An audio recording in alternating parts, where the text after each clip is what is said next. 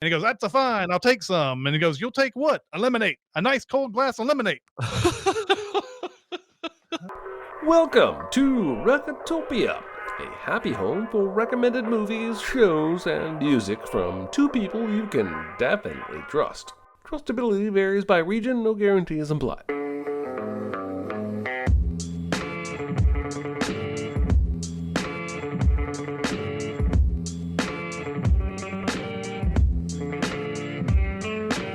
Now, here are your hosts, Chris Atkinson and Jeremy Scott. As chairwoman of the reception committee, I extend the good wishes of every man, woman, and child of Fredonia. Never mind that stuff. Take a card. Card?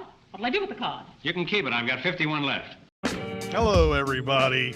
Hi, It's everybody. Recotopia, episode 63. Yeah, eventually we get there. Yeah. Today's big recommend is 1933's Duck Soup. How you doing today, Jeremy? I'm doing well. How are you, sir? I'm doing great. I want to acknowledge the chat who was here to watch us on a Tuesday. Thank you guys for coming out. Seemed like you guys were excited last week for this big recommend, so I'm excited to get into it as well.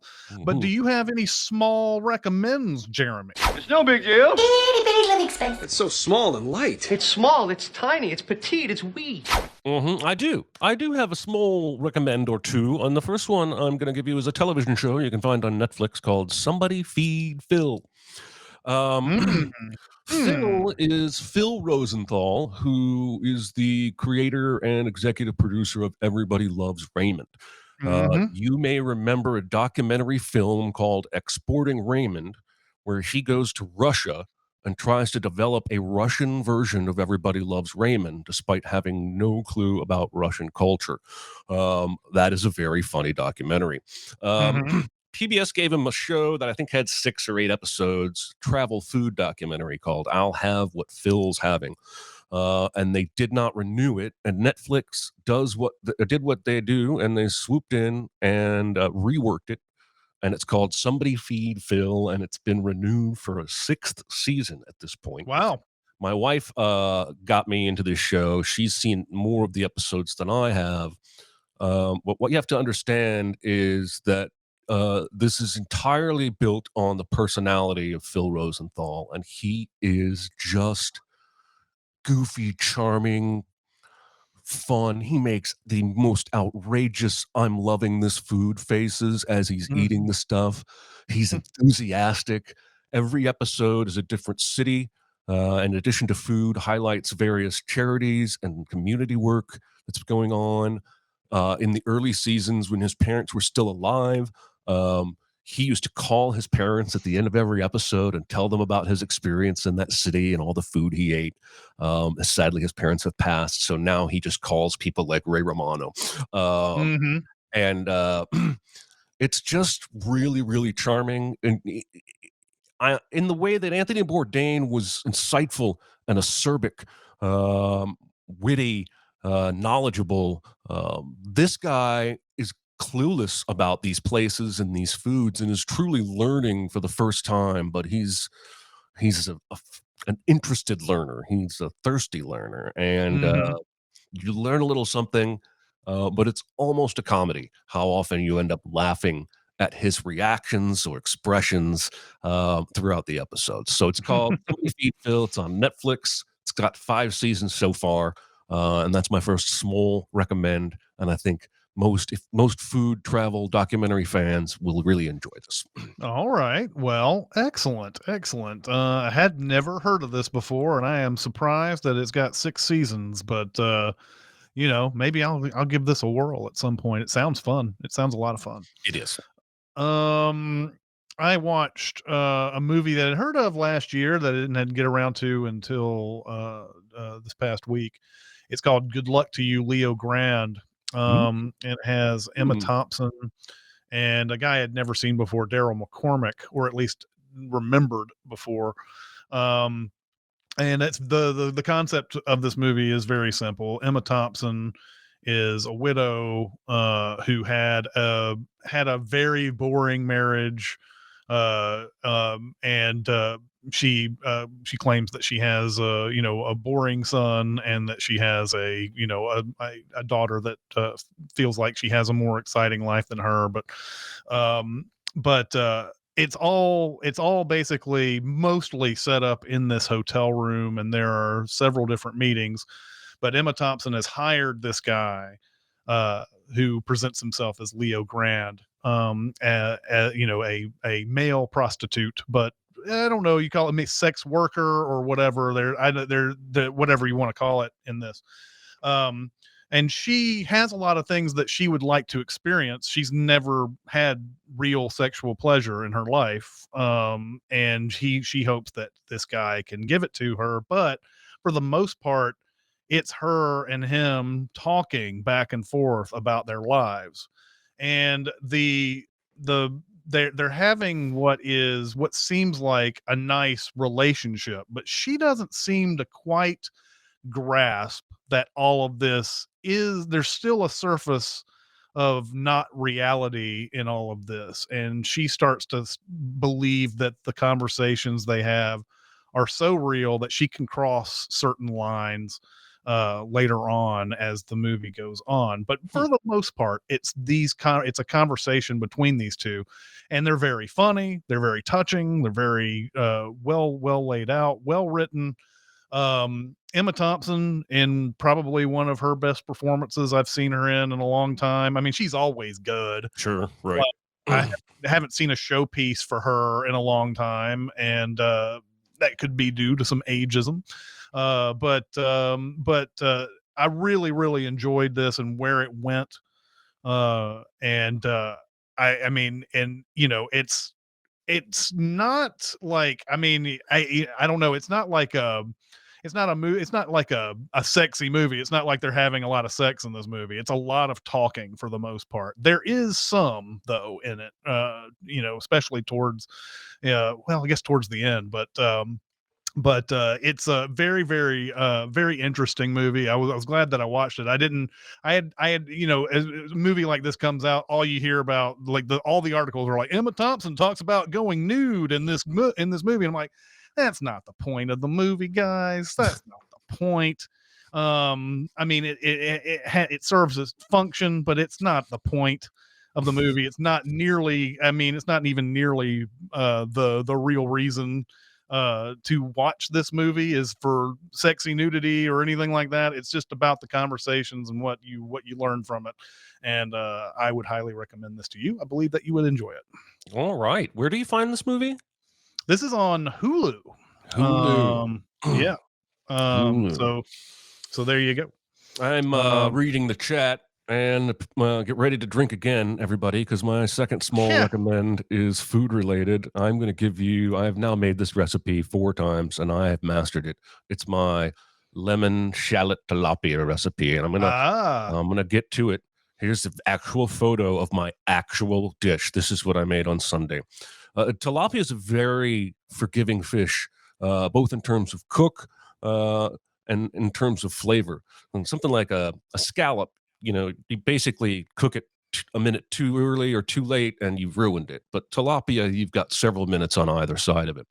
And I just throw a little olive oil in a frying pan on the stove. Take a shallot. If you got small, do 2 shallots and mince them. If you got a chopper, you can use a chopper. Otherwise, use a knife. Mince that. Make it really tiny. Right.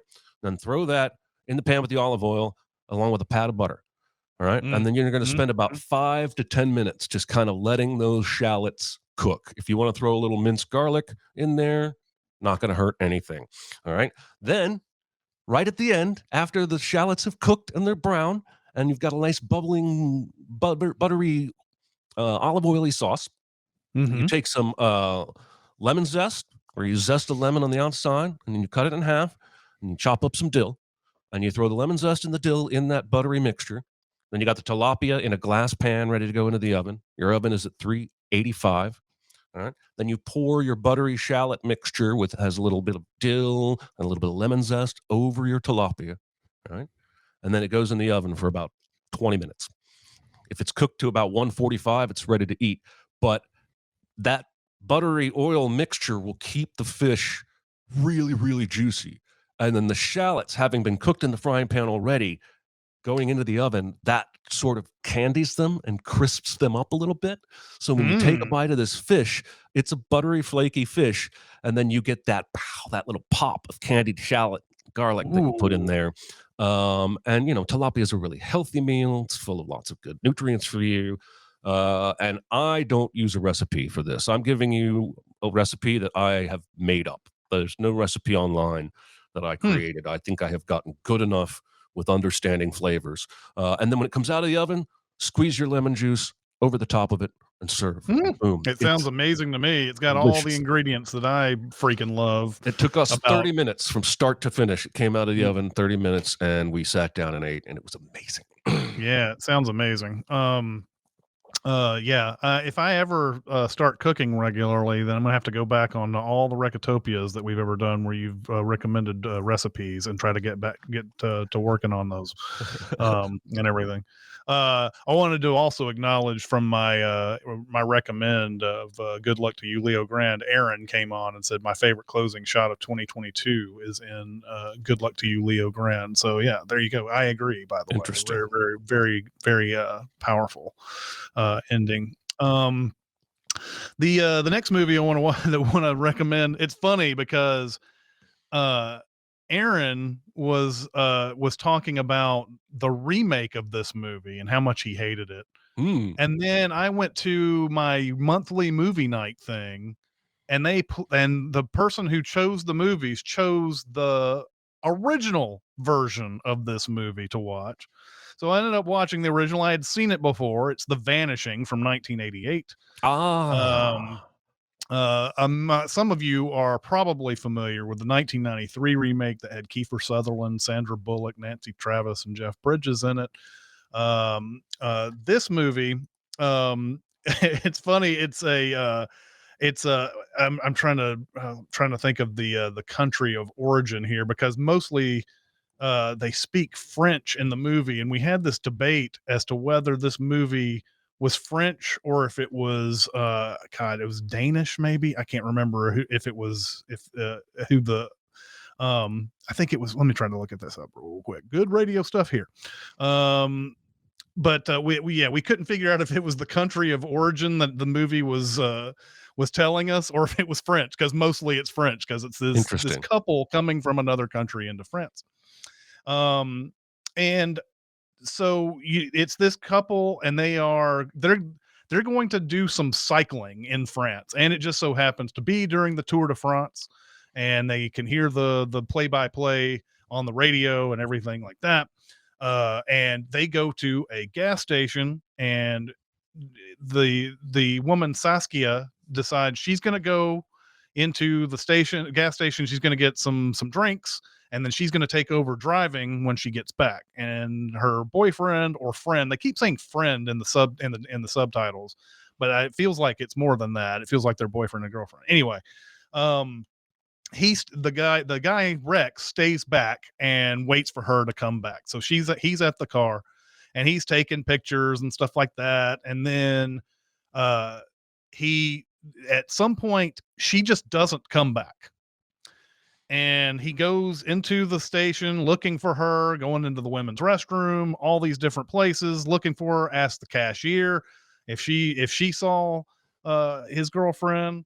Nobody seems to know where she went. He's got a couple of like minor hints that she was over by the coffee machine, and that some dude may have been talking to her, and that she left with that guy. And so he's sitting there thinking, what the hell happened? Did she just leave me for some other dude right here at this gas station? And he never gets any answers about what's happening with his girlfriend. And he spends years trying to figure out and calling out whoever is responsible to tell him what happened, and saying basically, I forgive you. I just want to know what happened to her. And that's how desperate he gets.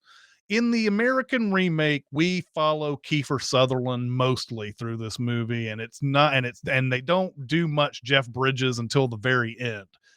The difference here, and the same director did this as did the American remake,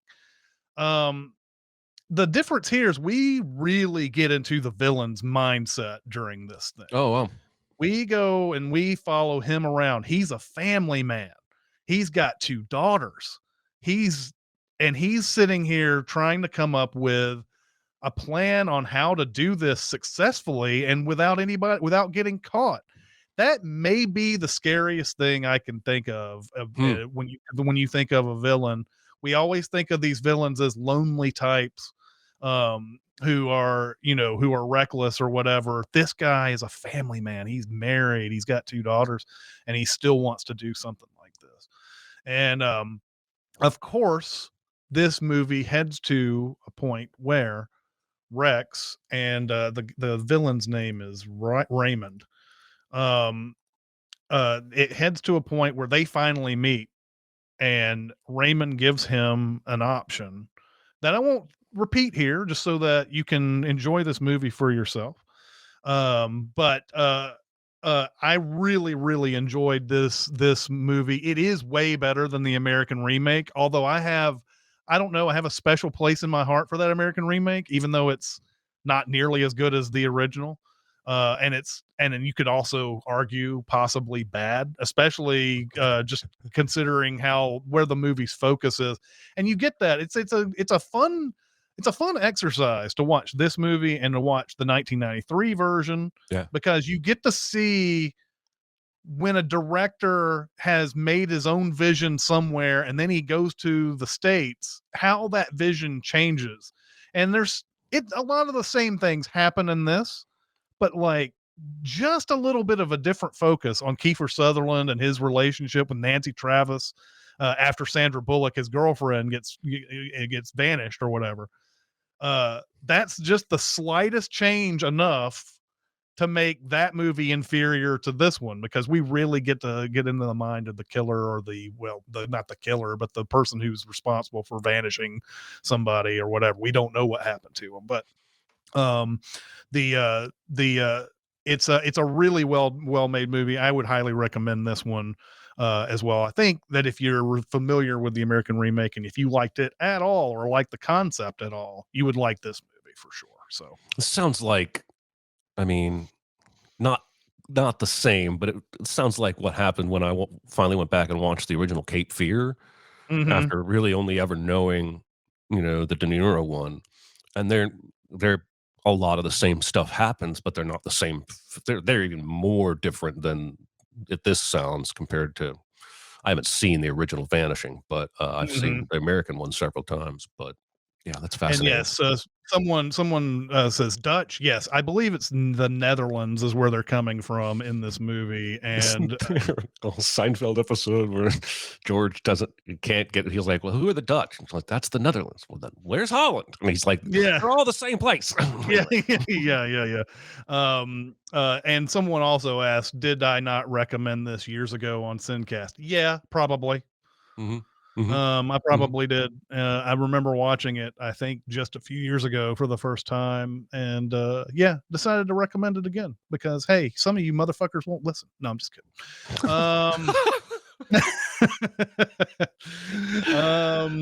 All right, we're gonna get on to our big recommend.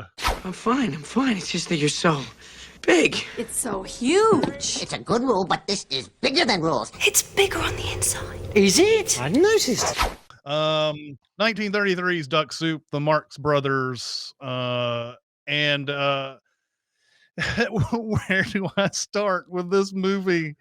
The plot is as bare bones as possible, right? Sure.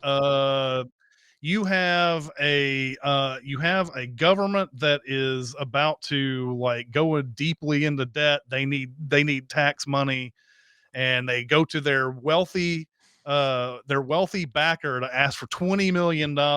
And she says, "No, I will not give you the $20 million because the government has wasted the money.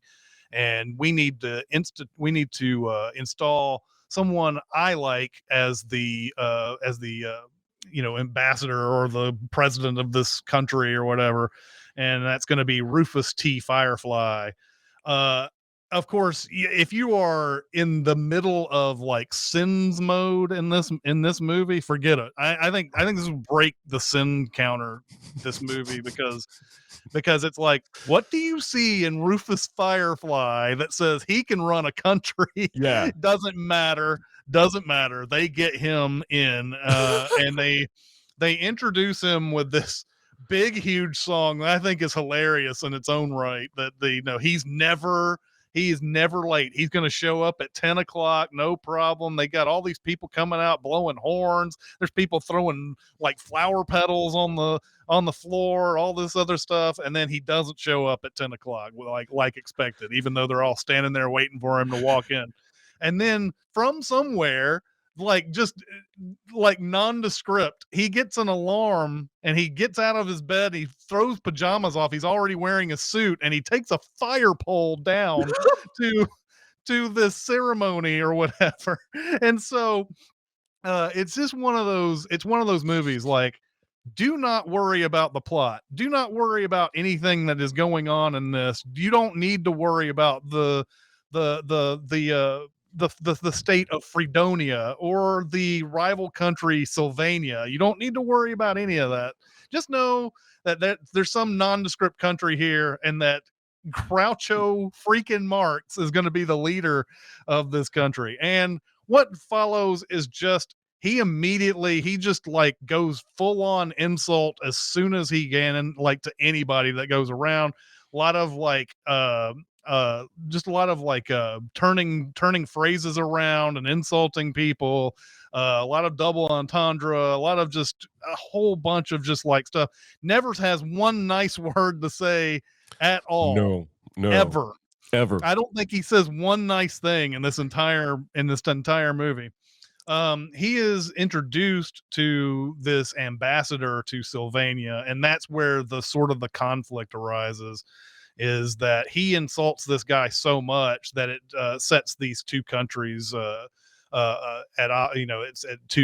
sort of a course towards war.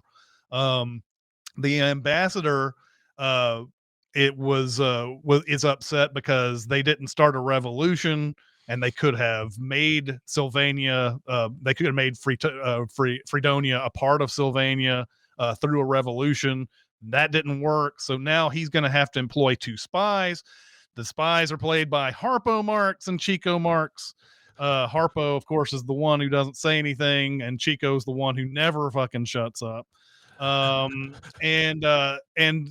their whole thing is basically just anytime they go into a scene, ruin that person's life as much as possible.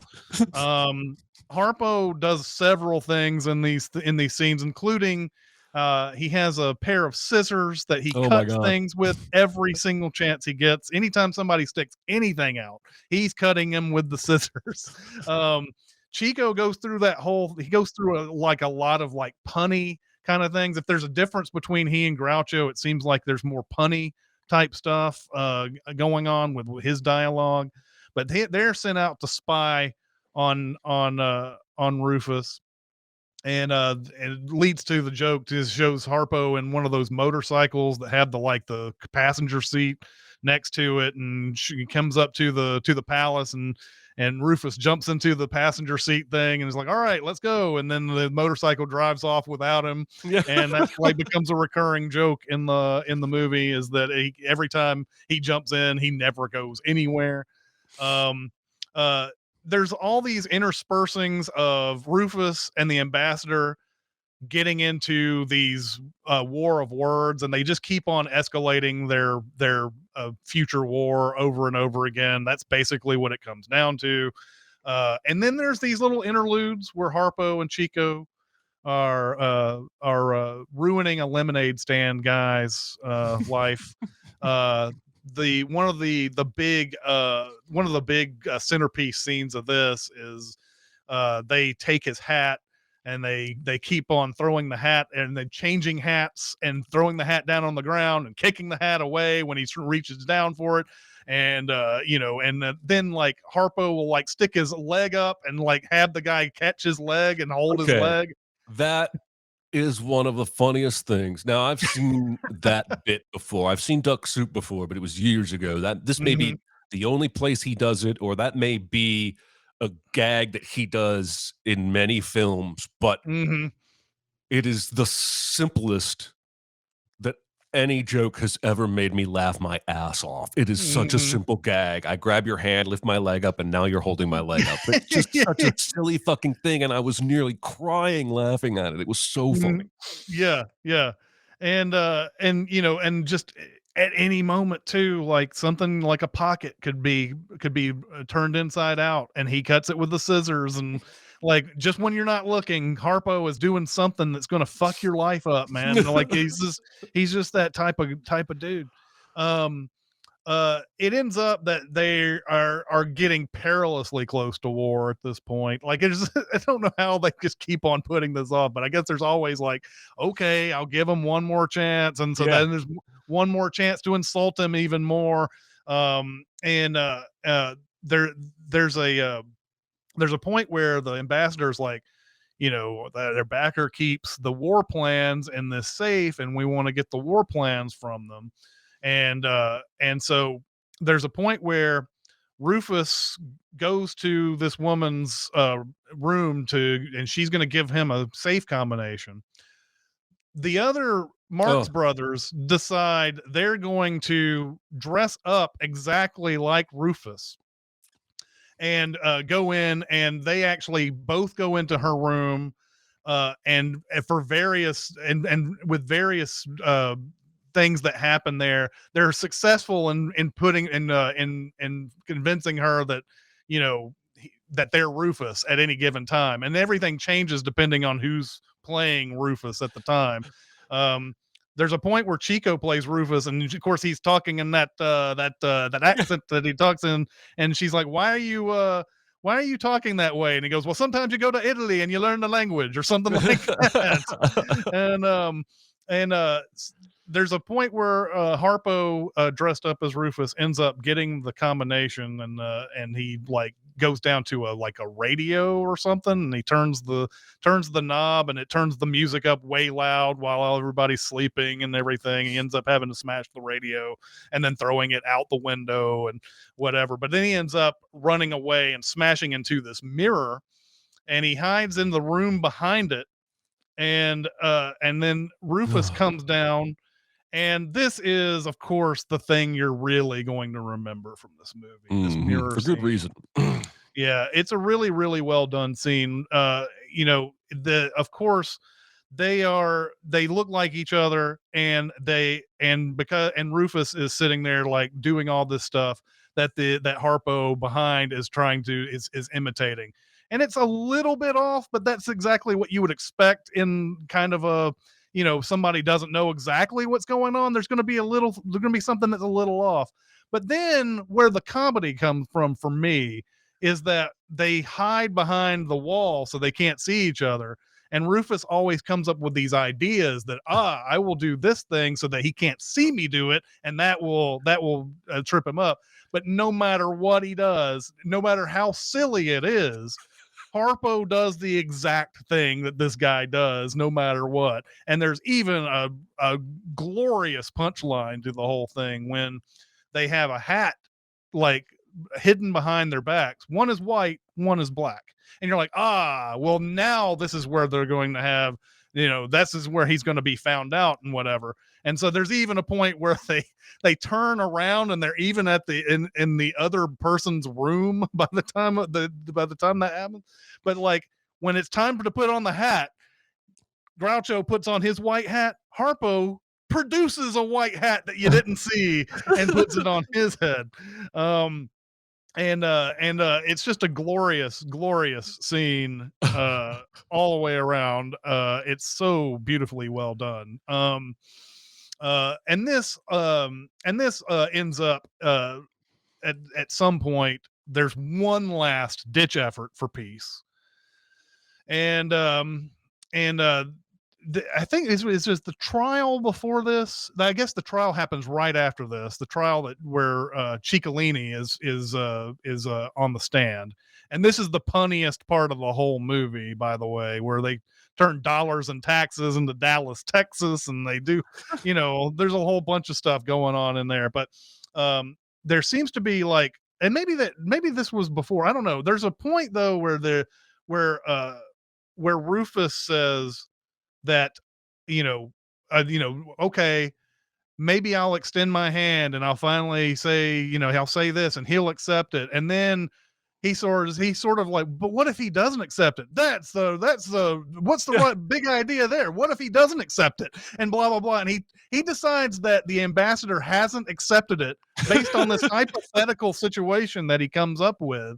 And it ends up just escalating into full on war at this point. And then there's this silly war song that happens where everybody like is dancing and like, like the Marx Brothers are all hitting, people on the head as drums, and they get out guitars, and it's the silliest dance ever, like for people wanting to go to war. Is this the one where it's all God's chillin' got guns? Is that song? I believe that's what it is. Down that title of that song, and then holy shit. Yeah. And then it leads to a big war scene, and there's some talk about what's going on the battlefield, and then it ends on this.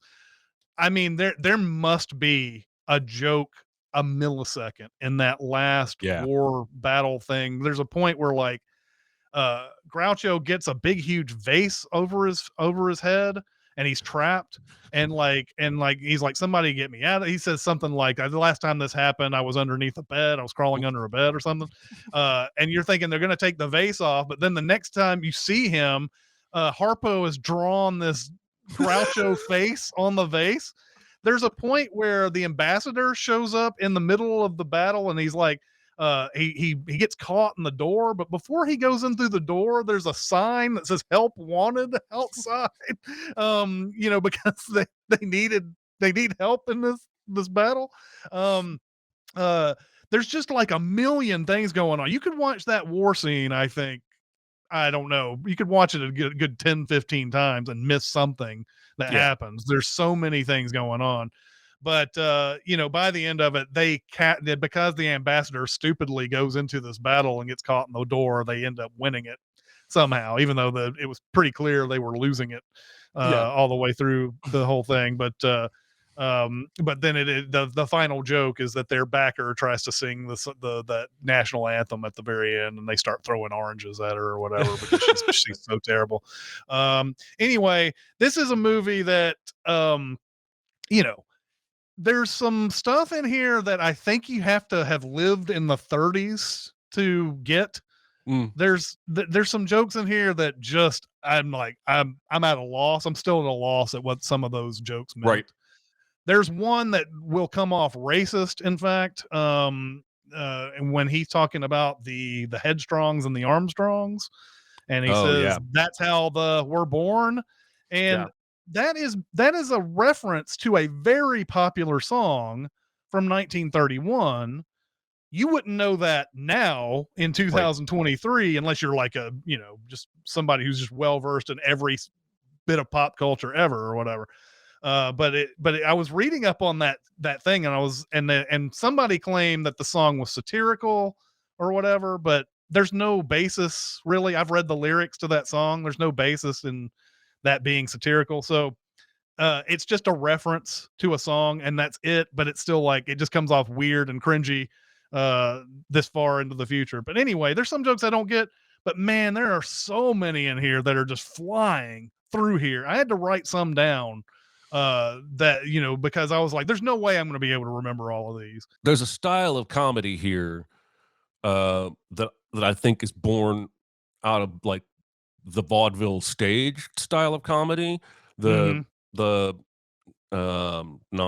Abbott and Costello. No, Abbott and Costello. Like the Who's on First kind of rapid back and forth interplay. And I think that it makes sense that that's what's showing up in film comedies, where they're taking this physical inspiration from the stuff we've been watching, like Buster Keaton and Charlie Chaplin. But now they can add dialogue instead of just a screen with a few words. And so he walks in and meets this Teasdale lady, and this is the exchange. Not that I care, but where's your husband? Why, he's dead. I bet he's just using that as an excuse. I was with him to the very end. No wonder he passed away. I held him in my arms and kissed him. Oh, I see. Then it was murder. Yes. That whole scene is like that, and it goes by so fast. But it just adds another layer because there's a lot of physical stuff happening in this movie too. And as I've been doing for each of these, I want to point out the guy that played the peanut lemonade vendor is doing every bit the work that the two Marx brothers are doing on either side of him. Edgar Kennedy apparently had done 250 movies before this movie. Wow. He's one of those guys, when you look up Edgar Kennedy, he had 451 credits, and I'm sure most of it was stuff like this, like where he was just, kind of in the scene or whatever. Like, yes, he is doing stuff that is completely under the radar that he's helping out with in these scenes with Harpo and Chico. It's amazing. So someone else in the chat brought up that Margaret Dumont, who plays Gloria Teasdale, who's the backer in this, is also excellent in this as well. And wanted to name them for sure. It's interesting. I didn't know much about. I've seen a few Marx Brothers movies, but Zeppo Marx, of course, gets the thankless task of being the straight man all the way through. Right. And I believe after this particular movie, he quit acting because he was done being the unfunny Marx brother. Oh, that sucks. Yeah, which it does suck because I think his character serves a lot of good purpose in this, setting up a lot of things. And I get it. You don't want to be just the setup guy all the time. You want to be able to be the one that makes the people laugh, and people I'm sure people just forgot what Zeppo Marx brought to this. This movie. He's just playing Bob Roland, his Rufus's assistant or whatever you want to call it in this. But I looked up. I wrote down a few, and you did one one of the exchanges that I really like. No, that's fine. Of course Rufus is not only is he worse probably than whoever was in charge before, but he's like just easily corruptible, no problem. Like everything he says it out in the open, basically saying, just wait till I get a hold of it, basically. And like, all that. So there's a point where he says, the Secretary of Labor says, the Department of Labor wishes to report that the workers of Fredonia are demanding shorter hours. And he goes, very well, we'll give them shorter hours. We'll start by cutting their lunch hour to 20 minutes. And then let's see. This Bob Zeppo Marx's message from the front, sir. He goes, oh, I'm sick of messages from the front. Don't we ever get messages from the side? What is it? General Smith reports a gas attack. He wants to know what to do. He goes, tell him to take a teaspoonful of bicarbonate baking soda and half a glass of water. I really, really liked that. And then let's see. The one that I was talking about where he changes his mind all the way through this is where he goes, I'd be unworthy of the high trust that's been placed in me if I didn't do everything in my power to keep our beloved Fredonia in peace with the world. I'd be only too happy to meet with Ambassador Trentino and offer him on behalf of my country the right hand of good fellowship. And I feel sure he will accept this gesture in the spirit of which it is offered. But suppose he doesn't. A fine thing that'll be. I hold out my hand and he refuses to accept. That'll add a lot to my prestige, won't it? Me, the head of a country, snubbed by a foreign ambassador. Who does he think he is that can come here and make a sap of me in front of all my people? Think of it. I hold out my hand and that hyena refuses to accept. Why, the cheap, four-flushing swine. He'll never get away with it, I tell you. He'll never get away with it. And, I mean, the fun little puns and stuff. The judge says that sort of testimony we can eliminate. And he goes, that's a fine. I'll take some. And he goes, you'll take what? A lemonade. A nice cold glass of lemonade.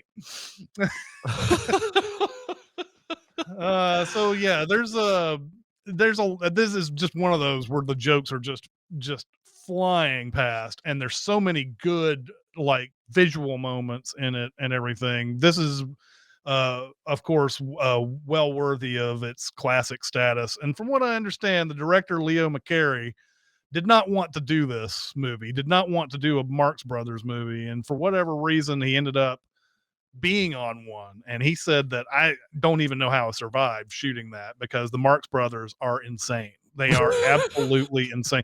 You can just imagine what it's like. Those guys were probably always on. Yeah. You know what I mean? Yeah. They're probably always on. And there's three of them doing that. Yeah.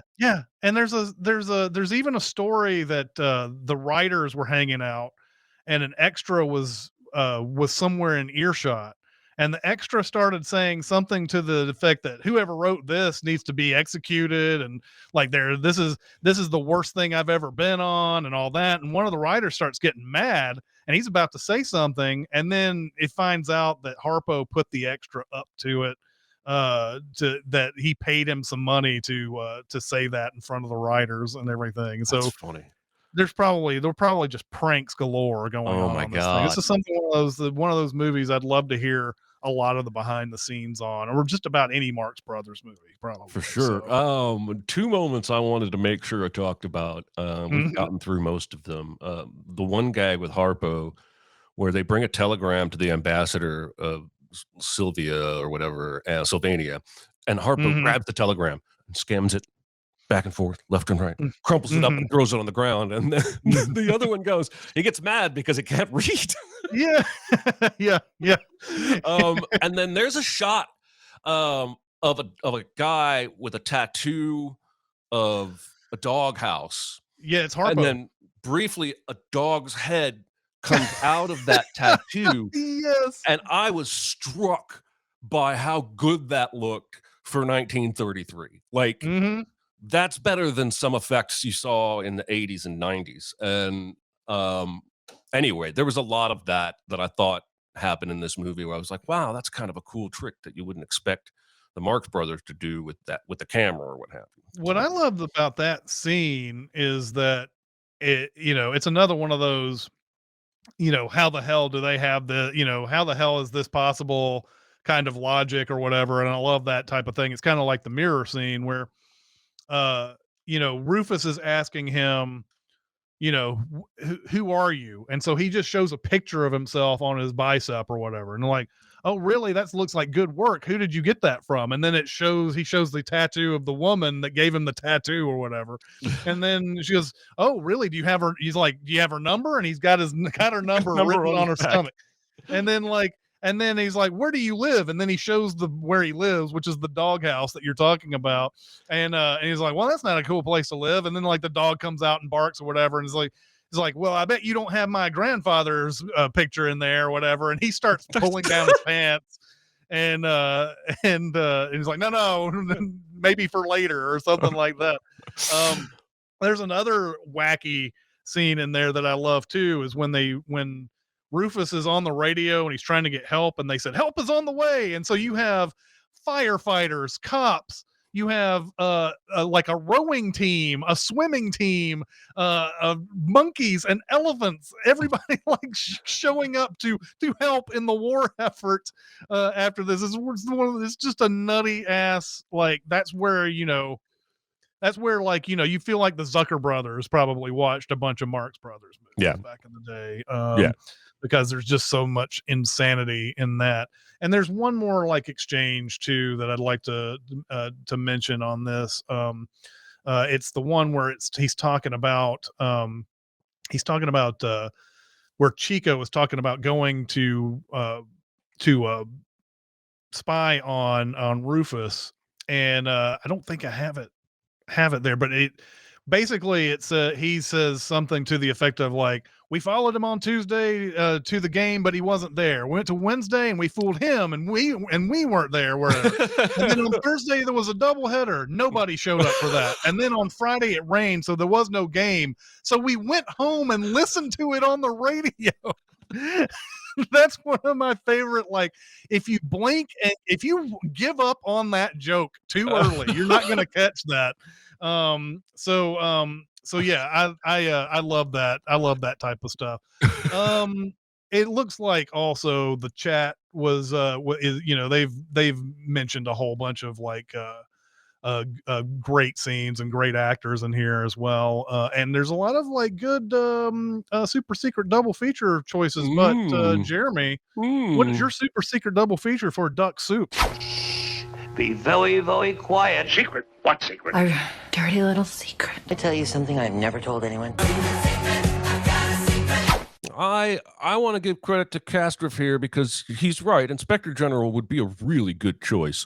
Yep. But we've already main recommended that, and we're only a little over a year into the show, and I'm not quite ready to start, recycling main recommends into super secret double features. For as long as possible, I would like to challenge myself. I did briefly consider Court Jester, another era specific Danny Kaye movie that's both verbally funny and slapstick physical comedy. But ultimately, I'm going with a more modern film that I think touches on a lot more of the same themes while still having verbal and physical comedy, and that is The Death of Stalin. Ooh, yes, which this is is really good. Full of inept government officials who are selfish. One of the reasons I didn't want to do Court Jester is that he's a good guy. He's a hero. And the Marx Brothers in Duck Soup are all terrible people. And so's pretty much everyone in The Death of Stalin. Stalin has died and they're all jockeying for position, but they're all morons. They're all way out of their depth. And I think there's something, tonally, thematically, that you could take a piece of thread from The Death of Stalin and tie it back to a Duck Soup kind of movie as a partial influence. So yeah, that's what I went with, The Death of Stalin. I love it. Having said that out loud on Recotopia for the first time, that might have to be a main recommend someday because it might have, that movie is outrageous. All right. Anyway, there you go. That's an awesome double feature. That's I was sitting there thinking Inspector General this whole time too. I knew you would not pick that, but for that very reasons that you were that you mentioned there. But I love this double feature as well. I think that would be great. All right. So what is next week's homework, Jeremy? Next week's homework, everybody, is a movie that I know Chris and I both have seen several times and both really, really like. It is 2003's Shattered Glass. Yeah. This is a biographical drama about journalist Stephen Glass, who wrote for the New Republic and was ultimately exposed to have made up a great deal of his stories and details within his stories. This cast is stacked. You have Hayden Christensen playing the lead role, Peter Sarsgaard, Chloe Sevigny, Rosario Dawson, newly resurgently popular Melanie Linsky, Hank Azaria, and Steve Zahn. And so this is basically the story about how he was caught and who caught him, and his eventual downfall. This movie can be found in many places for free. Tubi with ads, YouTube it's free, Roku channel, Amazon Prime Video it's free, and then it's rentable in all the usual places. It's an hour and 39 minutes, not going to take too much of your day. And I can't wait to get back to it. I haven't seen it in probably 4 years. So yeah, this is excellent. And I always get chills when I see a particular scene with Peter Sarsgaard in this movie that always I think is the point of the entire thing. And we could use some more Peter Sarsgaard type of characters in real life. I think, or whoever, I can't remember the guy he's playing. We use more of that guy. So yeah, I'm looking forward to it. I love Shattered Glass quite a bit. I've seen it many times. All right. Do we have some time for some questions? Any questions? Let's do questions. Question. I got something to say. I want the truth. I'm listening. This is inspired by the Marvels trailer that came out a few weeks ago. But this person says, been waiting for years for a movie to use Don't You Tell Me to Smile from Beastie Boys in a film with powerful women leads. What song do you love that you were waiting for a movie to use? Okay. Well, this is sort of recency bias, but one of my favorite songs of the last 5 years is Manchester Orchestra's Bedhead. I love that song. and I could really pick a number of Manchester Orchestra songs going on that would be great in movies. Bedhead, if you wanted to take it literally, I believe, like if you wanted to take it not literally, if you wanted to take it the way I believe the band has described it, is that it's um, about two friends who are living in separate realities, and in this day and age, I think it's not too far. It's not too far to say that if you are a part of one side of person who watches a dose of left media, you're this person. If you watch a big dose of right media, you are this person, and you think of realities, two different realities. And I think that's sort of what Bedhead's about, but it also has mentions of ghosts and things like that in it. Could Mhm. easily be misappropriated for a ghost story if you wanted to, because the song itself is fairly haunting, I think. I'd love to hear Bedhead in a movie at some You point. saw them live, right? A couple years Yeah. back. Did they play this song? They did. Yeah, I bet that They played song like rules they played live. like the first, and when they came on stage, they played like the first 5 songs of that new album at Oh, the wow. time, the new album, and it was in order. So yeah, they played that whole thing like that, and then they started mixing it up. But yeah, they're a great live band too. Slap says he's waiting years for a movie to use Leonard Cohen's Hallelujah. Oh yeah, for sure. You know what's funny is that somebody I follow on Twitter answered the question of give an honest but definitely unpopular take on a song that you hate, or a song or something, and he said Leonard Cohen's Hallelujah is hot garbage. There, I said it. That's and awesome. I could not help but think that when we did Watchmen, you Yeah. wrote that sin about this is the worst cover Leonard Cohen cover I've ever heard. This is still one of my favorite trolley jokes we've ever done. So Oh man, well, and I hate the Leonard Cohen version of that song, but the mhm, Jeff Buckley version of that song I think is amazing. So, yeah. my answer to this question is Fire Island by Fountains of Wayne, Mhm. which you may or may not know, listeners. It's a ballad about how the parents have gone on a trip to Fire Island, and we kids are old enough to take care of ourselves. Don't worry, we're going to be okay. Um, and things probably aren't going to be okay. And I think if you had like one of those house party, not the movie House Party, but like in 10 Things I Hate About You, when they have that massive house party at Bogey Lowenstein's house, if you wanted to do Mhm. like a morning after pan through the aftermath of the party and the passed out bodies, this song would be perfect. Yeah. And it's just that album is full of gems that didn't get a lot of radio airplay. And I miss Fountains of Wayne now that Mhm. they're gone. But anyway, that was my answer. And anyone else's Paint It Black? That's a joke. That's good. Yeah. It's just like and somebody else mentioned Fortunate Son, like that's never used. Yeah. All right. Yeah. Um yeah, well, and Josh Zero says Beck's song Farewell Ride is awesome. Trailer fodder, love that song. Mm. So yeah, we got at least one legit one in there. We have room for one more. We have room for one more. I think we need one more. We do have a recasting. I keep scooting, but this one's funner. So Muppets Okay. remake a horror film. Which horror movie would you choose to remake, and which characters remain human among the Muppets? Oh, see, I didn't read that part. Okay. I didn't read Uh, that part either. and I was sitting there thinking, boy, I probably need some humans in this because the Muppets don't have a lot of female characters. They have Miss Piggy is the main one, but then there's like a bunch of like side characters, or like people you may not even be blinked and you missed and you didn't see them. But um, I went with Scream on this. Ooh. Miss Piggy is Sydney Prescott. Kermit is Billy Loomis. Now, there's a caveat to that, but Kermit, it will be Billy Loomis in this. Fozzie Bear will be Stu Macher. Scooter is Randy.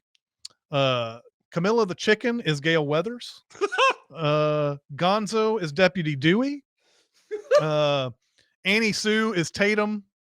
And I have no idea who to cast as Casey in this.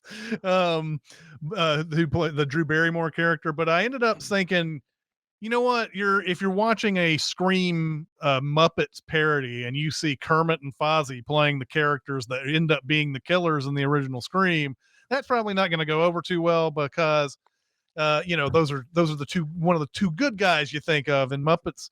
But I was thinking you could end up with Statler and Waldorf as the killers by the end of the movie because you have to make them the killers at the end of the movie. I was looking for for characters for Rolf to play, and I couldn't really come up with one. Yeah. It's funny because I thought of a casting for, in Scream, there's a point where Henry Winkler goes out into the hall and he sees that janitor, and it's Wes Craven playing a janitor, playing basically Freddy Krueger or whatever. You could make Beauregard the Freddy Krueger janitor in that, because since he's a janitor as well. So stuff like that. But anyway, I wish that I had thought more about the human characters, because you're obviously going to have some of the women in this are going to have to play are going to have to play the human characters, because there's not very many female Muppets. But that's what I went with anyway. I think that's beginnings of something, maybe, possibly. I may change up on the fly, because I feel like when they have a human character in the Christmas Carol, it's the main character. So I'm going to do that. I'm going to say I'm doing Alien, and I'm going to say that Ripley is a talented young actress. Let's go with Zendaya. And then from here, Gonzo and Rizzo are going to be the Harry Dean Stanton and Yaphet Kotto characters. We're going to have Fozzie Bear as Ash the android. We're going to have Rolf as the captain of the ship. And then Lambert, the other female officer, I'm going with Janice from the Electric Mayhem. And then Animal is going to play the John Hurt role. The alien pop out of his oh my God, it'd be amazing. These kind of questions are always fun. There's some good ones here in the chat too, I think. Yeah. Muppet Centipede. I do like Cabin in the Woods, but keep Richard Jenkins and Bradley Whitford. That's funny. Oh, for sure. All right. Well, that's going to do it for this week. Next week is Shattered Glass. Can't wait to rewatch that. That's going to be awesome. Once again, I'd like to thank the chat for coming out here and giving us some time. I appreciate you guys coming out and watching us every Tuesday. But that's going to do it for this episode. We'll see ya. Bye. Bye, everybody. Be a part of the live show by being a member of the Sin Club at Patreon at patreon.com/Cinemasins. Chat with us on the Cinemasins Discord at discord.gg/Cinemasins or Cinemasins Twitter at Cinemasins, and email any comments or questions to Recotopia at cinemasins.com. That's RECOTOPIA at cinemasins.com.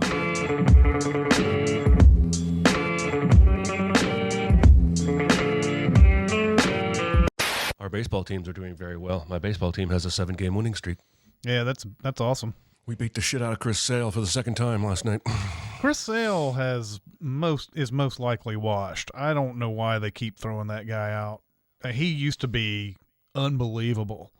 It's crazy how fast they go from unhittable to washed, like Lincecum. It just seemed like it happened in 2 years. Well, if you look at, and I'm not saying their windups were the reason for this. Both of them had unusual windups, which I think as you age is harder to replicate over and over and over again. I remember when we were doing regular blog posts way back in the day, I wrote a thing about Tim Lincecum and this is when he was awesome. I said, I don't know if this guy is going to be able to keep doing this with the windup that he has, because as he gets older, it's going to start getting harder. And I don't know how long. It didn't take him long after that before he just started. And, when you throw that hard, it's just, I think you're just going to wear down with those kind of mechanics. And Chris Sale has one of the wildest windups there is. and he got hurt many years ago. And I think it's just because they've got the sunk cost fallacy going on with him, that because they spent a ton of money on him, and they just like, well, we'll just keep on throwing him out there. Maybe he'll regain that 2014 magic or whatever it is, that they're looking for there, and it's not probably going to happen, unfortunately. It's so funny. Like, my wife, bless her heart, as I have jumped from only watching the playoffs to watching baseball every day over the last year and a half, she's been getting a lot of baseball talk coming at her, me having to explain, okay, so this is, an infield fly rule, and this is why I don't think they should have called, stuff like that. But I was telling her that exact thing yesterday, that we played a bunch of bad teams so far, but that you're supposed to beat those teams. And then when you play the good teams, you just try and break even. If you do that, you should end up near or in the playoffs. So I think we might have a shot. And I might have mentioned this already, and if I did, I apologize. But on this Orioles, I think I did. This Orioles blog that I follow, their daily updates, they call that bird droppings. Oh. And I don't like that. I don't like that either. Try to find something that's more Oriole specific than just any bird. I mean, I understand making a pun that's related to tidbits of news or something, but that like every day I have to see that headline and think, ew, every single day. What's weird is I don't know if you're reading what used to be an SB Nation blog or whatever like that. Like SB Nation had this series of things, and I think they got bought by Vox or something like that. And then now Vox is having trouble with maintaining all of these. And a lot of just at a local level, a lot of these team specific blogs are either vanishing or they're having to find new platforms or something. I don't know. But in the heyday, it was weird to me that when I would go, the SB Nation blog for the Predators was on the forecheck. And so if you went to anybody else's blog, though, their name had something to do with the team. It was, like it would have some punny or very whatever. But the Predators, it was on the forecheck. It was as bland a hockey name as you could possibly come up with. And I always wondered why it was like that, considering like every team. If you looked at every team, they had some sort of name dedicated to their own team name. But whatever. So I'm gonna go see, since this will air after the fact, I'm gonna go see Nickel Creek with my wife on Thursday night at the Ryman, and we're going to go to dinner beforehand at a steakhouse I've never been to. That's right outside the food hall. It's called Eddie V's. Okay. Eddie V's. So we're gonna have quite the date night. The downtown. Thank God it's Thursday. The concerts were Thursday, Friday, and Saturday, and I was like, I really don't want to be downtown Friday and Saturday, even if it's to see Nickel Creek. Yeah, I mean, these days it doesn't necessarily matter, but you'd rather want to do it on Thursday for sure. Yeah, I mean, it won't be that much better, but it'll be slightly better. Yeah, and I thought this was a reunion concert, because they haven't been a band for like a decade, but it turns out they have a new album coming that they recorded during the pandemic. So not only, I thought I was going to go hear them play all the hits, and I'm sure they'll play some hits, but I'm probably going to hear a lot of brand new music that they've never performed before. I'm hoping I get to sit next to Keith Urban and Nicole Kidman. Oh yeah, that'd be amazing. I don't know that they'll be there, but I do think Nickel Creek has the kind of reputation in musicians that there will be people there that are probably recognizable whether I see them or not. Yeah. Did you see that Equalizer 3 trailer? Oh, shit. I saw the poster yesterday, but I didn't see the trailer. Is it good? Oh, it's okay. It's just I think what most people are talking about is the fact that it's a reunion with Dakota Fanning from Man on Fire and Denzel Washington. And so I heard about this, and I was like, I'll watch this trailer and see what Denzel and Dakota are getting up to these days. And the whole trailer, it's like Denzel, some other woman, blah blah blah, nothing going on. There's no Dakota Fanning for the entire trailer, and then finally at the very end they're sitting at a table talking, and I'm like, I hope that's not the only scene that she comes in and like, hey, I got a job for you, and then she leaves, and that's the Dakota Fanning scene that everybody's talking about. That would absolutely suck. So the first one I really enjoyed. The second one I thought was a slog to get through. Mm-hmm. And I have never watched the Queen Latifah show, but I was kind of hoping she was going to be in this movie, and like they would team up to take down somebody. That would be pretty awesome. Happen in the fourth one. Yeah, there's still a weird dividing line between TV shows and movies, aren't there? Whenever there's sort of an overlap, like a lot of when they were doing Superman stuff, a lot of people were like, "Why don't you do stuff with Smallville cast and blah blah blah?" And they're like, "No." That Justin Long scene in Barbarian has got to be like really close to home for a lot of people, man. I mean, you mean the square footage scene? Well, no, when he's on the phone and he's just like, no, there's no care in the world, he's on top of the world, and then suddenly he gets a call, and your career's over, and there's nothing you can say at this point because we've already figured it out. Yeah. What a terrible person. Yeah, really terrible person. I mean, you have to at this point. It's not like we can assume, well, now we've gotten them all. All the people in Hollywood who are bad abusers, they've been outed. That can't be the case. No. This is like, okay, so steroids in baseball and abusing people is not the same thing. I want to make that clear. But when the steroid thing was coming out, and every few months a new person was it came out that they used steroids, and they used steroids. I just kept thinking, not Cal Ripken. Ripken. But it took so many of our heroes with that scandal, and it's kind of like that now with the actors. Like, I'm looking at, like, not this person, not Logan Lerman, please. Yeah. Such a sweetheart. And there is no accusations against Logan Lerman. No, none. I'm sorry. Oh God. Let's start the countdown so I stop embarrassing myself. Yes.